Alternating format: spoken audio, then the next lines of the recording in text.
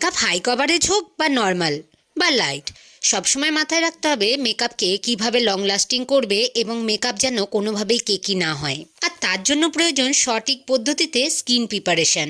এখন তোমরা ভাবছো স্কিন প্রিপারেশন করতে কি কি করতে হয়।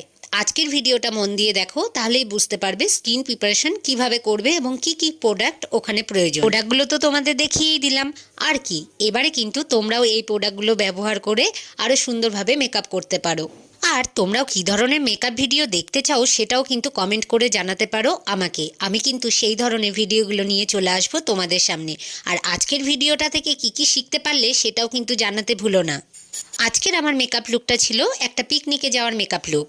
এভাবে স্কিন প্রিপারেশন করার পরে তোমাদের মেকআপটা কতটা লং লাস্টিং হলো বা তোমাদের মেকআপটা কেমন হলো সেটাও কিন্তু জানাতে ভুলো না একদম। মেকআপের এরকম সুন্দর সুন্দর ভিডিও নিয়ে আবারও চলে আসবো তোমাদের সামনে। আজকের জন্য টাটা।